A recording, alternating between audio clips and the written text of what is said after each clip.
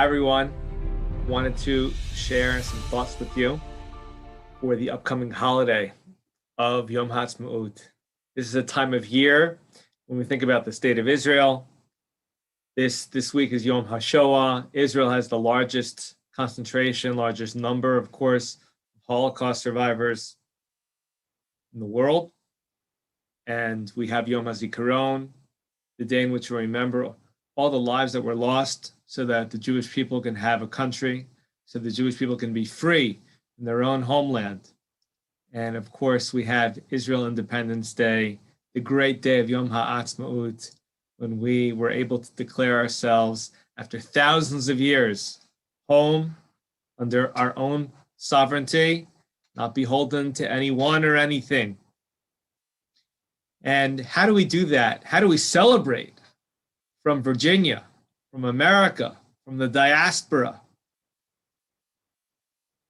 And I think it's worth noting that the first celebrant, if you will, the first supporter, first advocate, the first Zionist perhaps in the history of the world was Avram Avinu. Avram and his wife Sarah together, they were supporters of the land of Israel while being in the diaspora, so to speak. They were in Haran. They weren't yet in Canaan, but they were planning to be there. They were hoping to be there. They gathered their things. They gathered their items. They packed up. They told their neighbors. They recruited an entourage. They told everyone about the Almighty, and Israel was very much a part of that story. To go where Hashem told them to go to the land that Hashem put on high spiritually, a land of Kedusha, a land of holiness. And so I think we can relate in the sense that just like Avram was living outside of Israel when he first thought about Israel, we need to think about Israel. We need to have our minds on Israel, and we need to support Israel however we can in our specific situation. There are two mitzvos that pertain to the land of Israel in terms of its settlement, its fortification, if you will. The Harashtem Haaretz, the Almighty commands us to go ahead and to make it ours. This is our inheritance. We were in Egypt for so long, but we're told in the Midbar to go ahead and to lay claim to what was ours, what was given to us, what belonged to our ancestors, to our matriarchs and patriarchs. And there's a second action item. There's a second commandment besides V'horashtem, and that's V'shavtem ba, to settle it, domesticate it, to make it ours in terms of residence.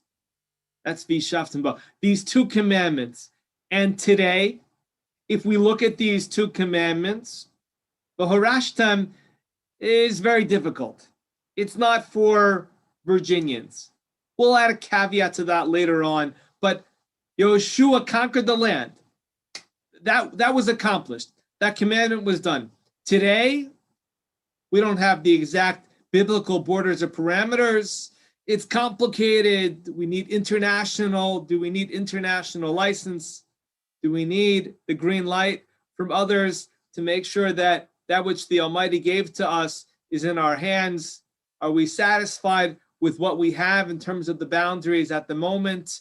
Israel's still a very young country. This is still new for us after thousands of years, so many generations, so many centuries. But what we can do, according to more opinions, according to the majority opinion, in today's day and age, and even to some extent, according to some in the diaspora, we can fulfill this second commandment, V'shavtem ba, to settle it, to live in it. And how can we do that all the way from Virginia? The Gemara in Shabbos, the Gemara tells us that there is one exception. There is one act of business that a person can go ahead and perform on Shabbos. Shabbos is a day of rest. Shabbos is a day when business is forbidden, when transactions and commerce are not allowed. We have to rest, but there's one exception, an extraordinary exception, incredible exception, a halakhic exception that we can celebrate and think about in honor of Yom Haatzmaut. And that is, if we purchase land, Jewish land that is in Israel, in biblical Israel, we can go ahead and sign those documents and purchase it from a non-Jew, doesn't have the ancestral ties to this land, and we can fulfill the mitzvah of owning this land even on Shabbos, which is a wild concept. And Tosfos, and for our purposes today, Tosfos and the Rambam, the Maimonides, these opinions from the Middle Ages, the majority opinion says, you know what? The mitzvah that the Gemara is talking about here in terms of being allowed to purchase real estate on Shabbos in Israel and to go ahead and do that business, this teaches us that the mitzvah of owning land in Israel is to own it, not to necessarily live on it. If you own this land, if you conduct this purchase, even though you're not living in it, maybe you're giving it to somebody else, maybe you're renting it out. So owning this land is still fulfillment of Yishavtem ba, of settling the land. It is fulfilled through ownership, not through an act of constructing a house or living in a house in a domestic fashion. And so that can be done by a Jew anywhere in the world, assuming that the government allows foreigners to own land, wherever it is that we're talking about, so then that business can be done. Sometimes it can be done today over a computer. And we can go ahead and fulfill the mitzvah of Yishavtem ba here from Richmond, Virginia, and purchase that land, fulfill one of these difficult commandments that for most of Jewish history, for the last 2,000 years was not possible. There is a dissenting opinion. There's an opinion of the Rivash in the 15th century, and the Rivash maintains, in his opinion, I should say the Rashbash. So there is an opinion of the Rashbash, and he says that it's not true. The mitzvah is to own it and to live in it. What's the purpose of owning it unless you live in it? So we have to acknowledge the opinion of the Rashbash. But he does say it's a hechsher mitzvah, because if you own it, there's a higher likelihood that a person will live in that which he owns, in which case he still views it as a very positive act, something called the hechsher mitzvah, which is not the mitzvah itself, but the initial stages of the mitzvah, or the preparation for the mitzvah, something that is still seen, that is still halakhically recognized, because the eventuality is nearer in time. The opinion that I wanted to mention to you of the Rivash is he says that you can fulfill it as a Virginian, but you have to be there. How so? He says that anybody who walks, any Jew who walks in the land of their matriarchs and patriarchs and in the land of their ancestors, even as a tourist, even if it's only for a week or a month or a year in a temporary fashion, that walking in the Holy Land, in the Eretz HaKodesh, is a fulfillment on some level of Yishuv Haaretz, of fulfilling B'Shaftem ba, of settling the land of Israel.